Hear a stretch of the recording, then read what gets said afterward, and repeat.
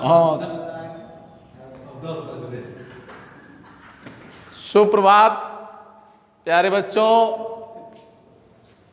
कक्षा 10 विषय हिंदी, उप विषय काव्य, शीर्षक पद, रचयिता सूरदास। जो है देखिए, मैं आपको सूरदास के इन पद्यों को बताने जा रहा हूं जो भ्रमर गीत सार से लिए गए हैं, जिसमें गोपी और उद्धव संवाद है। लेकिन पहले वह नंद नंदन जसोदा नंदन ब्रज कंद आनंद कंद त्रिपुर सुंदर मुकुंद माधव कन्हैया जो है ना, वह कहते हैं, क्या कहते हैं? आइए देखिए, काव्यगत शैली में मैं इन सूर के दृष्टिकूट पदों को आपके समक्ष जो है बताने जा रहा हूं। आइए। उद्धव मोहि ब्रज बिसरत नाही, उद्धव मोहि ब्रज बिसरत नाही, वृंदावन गोकुल वन उपवन सघन कुंजन की छाही, अप्रात समय माता जसुमती अरुनंद देखी सुख पावत, माखन रोटी दहयो सजायो अतीत साथ खवावत, गोपी ग्वाल बाल संग खेलत सब दिन हसत रिशात, असुर दास धनी धनी ब्रजवासी, जिन सोहित जदुजात। प्यारे बच्चों, देखिए, कहते हैं कन्हैया, कहते हैं नंद नंद नंदन जशोदा नंदन ब्रज कंद आनंद कंद मुकुंद माधव। मधुवन मुरारी कहते हैं कि उद्धव मोहि ब्रज बिसरत नाही, हे उद्धव मुझे अभी ब्रज भूला नहीं है, हे उद्धव मुझे अभी ब्रज भूला नहीं है। अब वृंदावन गोकुल वन उपवन सघन कुंजन की छाही, हे उद्धव भैया, वह वृंदावन, वह गोकुल के वन जो हैं, जो बगिया हैं और घने कुंज वनों की जो छाया है, हे हे उद्धव जी हमें अब भूला नहीं है।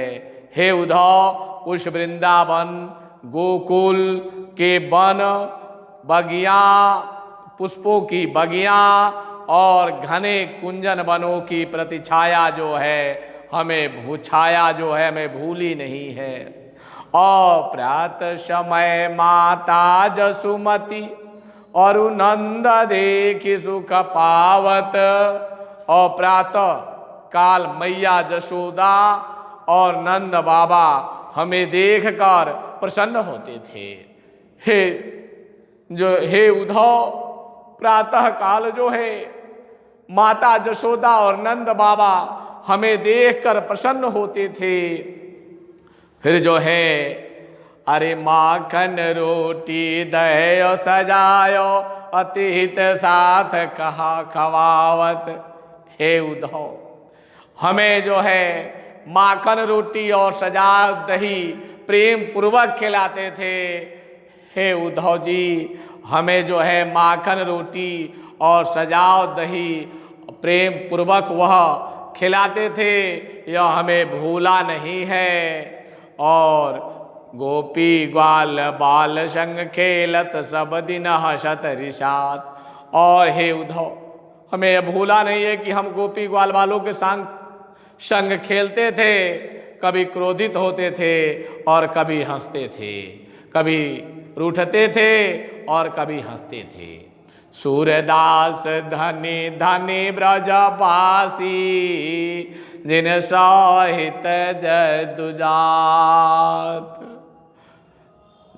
और सूरदास जी कहते हैं धन्य है ब्रजवासी जिनके हित करने वाले स्वयं जसोदानंदन मुकुंद माधव कन्हैया है। देखिए उद्धव से भगवान कृष्ण कहते क्या है कि हे उद्धव, मुझे अभी ब्रज भूला नहीं है, क्योंकि उस वृंदावन और गोकुल के वन व उपवन मने सघन जो है पुष्पों की बगिया और घने कुंज वनों की छाया हमें भूली नहीं है। हे उद्धव जी, यह हमें भूला नहीं है। हे उद्धव भैया, हमें प्रातः काल जो है माता जशोदा और नंद बाबा हमें देखकर प्रसन्न होते थे और जो है माखन रोटी और सजाव दही हमें हित पूर्वक और प्रेम पूर्वक खिलाते थे। हे उद्धव भैया, यह हमें भूला नहीं है। हे उद्धव जी, हम गोपी ग्वाल बालों के साथ खेलते थे, कभी उन पर हंसते थे, कभी रूठते थे, यह छवि हमें भूली नहीं है। और सूरदास जी कहते हैं धन्य है ब्रजवासी जो है जिनके हित करने वाले स्वयं जशोदानंदन भगवान श्री कृष्ण हैं। देखिए, अब जब उद्धव गए हैं तो गोपियाँ कहना क्या चाहती हैं? वह उद्धव से कहती है, उद्धव मेरे एक ही मन है, 10-20 मन है नहीं। तो कहती क्या है? उद्धव मन न भय 10-20, उद्धव मन न भय 10-20, एक हूँ तो सो गयो श्याम संग को अवराधे। इंद्र शिथिल भई केशव बिन जैव देह बिन शीर। आशा लागी रहती तन श्वासा जीवही कोटि बरीस। और तुम ते सखा श्याम सुंदर के सकल जोग के असुर हमारे नंदन बिनु, सूर हमारे नंदन बिनु और नहीं जगदीश, और नहीं जगदीश। देखिए गोपिया उद्धव से कहती क्या है, क्या कहती है? हे उद्धव मेरे 10-20 मन नहीं है, उद्धव मन न भये 10-20। हे उद्धव जी हमारे पास 10-20 मन नहीं है। एक हूँ तो सो गयो श्याम संग को अवराधे।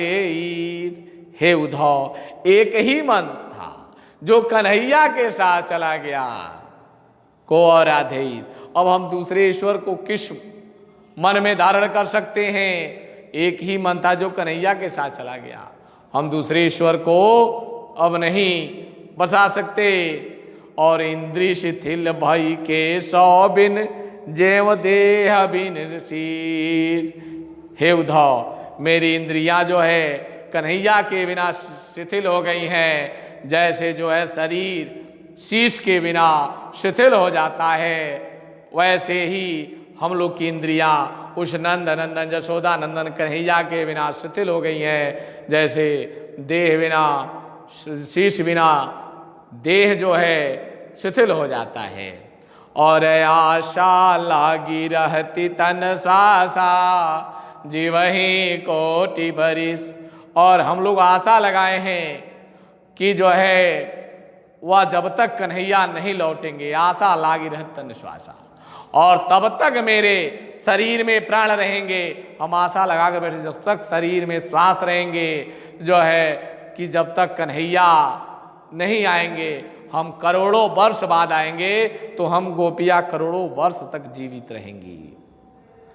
तुम तो सखा श्याम सुंदर के सकल जोग के ईश। और तुम तो उस नंद नंद नंदन जशोदा नंदन ब्रजकंद आनंद कंद त्रिपुर सुंदर श्याम सुंदर के सखा हो, जो पूरे संसार के ईश्वर हैं, जो पूरे संसार के ईश्वर हैं। और सूर हमारे नंद नंदन बिन और नहीं जगदीश। और सूरदास जी कहते हैं, गोपियाँ कहती हैं, ऐ उद्धव जी जो है हमारे कन्हैया के बिना हमारा कोई दूसरा ईश्वर नहीं है। हे उद्धव, हमारे कन्हैया के बिना कोई दूसरा ईश्वर नहीं है। वह गोपियाँ कहती हैं, हे उद्धव, मेरे 10-20 मन नहीं है, जो एक ही मन है, जो कन्हैया के साथ चले गए। अब हम दूसरे ईश्वर को नहीं बसा सकते। और हमारी इंद्रियां वैसे शीतल हो गई हैं, उस कन्हैया के बिना शीतल हो गई हैं, जैसे सिर के बिना शरीर शिथिल हो जाता है। और हम आशा लगाकर बैठी हैं कि और मेरे शरीर में तब तक प्राण रहेंगे और मैं करोड़ों वर्ष तक जीवित रहूंगी जब तक कन्हैया नहीं आ जाते। और तुम तो उस मुकुंद माधव श्याम सुंदर के सखा हो, जो पूरे ब्रह्मांड के ईश्वर हैं, जो ब्रह्मांड नायक हैं और पूरे संसार के ईश्वर हैं। और सूरदास जी कहते हैं कि जो है सूरदास जी कहते हैं कि हमारे तो गोपियाँ कहती हैं, हमारे लिए तो केवल कन्हैया नंद नंदन जशोदानंद ब्रजकंद आनंद कंद त्रिपुर सुंदर मुकुंद माधव ही हैं, कोई दूसरा ईश्वर नहीं है। कोई दूसरा ईश्वर जो है नहीं है, क्योंकि हमारे तो कन्हैया ही है, दूसरा कोई नहीं। जो है देखिए, यह सूरदास की पंक्ति रही जो है, उसमें गोपियाँ उद्धव को कहती क्या है कि उद्धव, पहले कृष्ण ने कहा कि हे उद्धव जी, हमें जो ब्रज भूला नहीं है, यह वृंदावन जो है। और उसके बाद गोपियाँ कहती हैं कि हे उद्धव, हमारे 10-20 मन नहीं हैं, हमारे एक ही मन थे जो कन्हैया के साथ चले गए, जो हम दूसरे ईश्वर को अपने मन में बसा नहीं सकते। हमारी इंद्रियां कन्हैया के बिना शिथिल हो गई हैं, क्योंकि जो है हमारे शरीर जैसे शीश बिना शरीर शिथिल हो जाता है, वैसे ही हमारी इंद्रियां शिथिल हो गई हैं। और हम लोग आशा लगाई हुई हैं, जब तक मेरे इस शरीर में प्राण रहेंगे, श्वास रहेंगे, और हम लोग को करोड़ों वर्ष तक जीवित रहेंगी, जब तक कन्हैया मुझे दर्शन न दे दें। और तुम तो स्वयं ब्रह्मांड नायक, तुम तो वह मुकुंद माधव श्याम सुंदर के सखा हो, जो पूरे सकल ब्रह्मांड के नायक हैं, ईश्वर हैं। और सूरदास जी कहते हैं, गोपियाँ कहती हैं कि हे प्रभु, जो है हे उद्धव, हमारे तो जो है केवल जो है केवल वह कन्हैया है, कन्हैया के बिना मेरा कोई दूसरा ईश्वर नहीं है। प्यारे बच्चों, हमने इस सूर्य के दृष्टिकूट पद को आपको बताया और उसकी व्याख्याएं। आज इतना ही। धन्यवाद।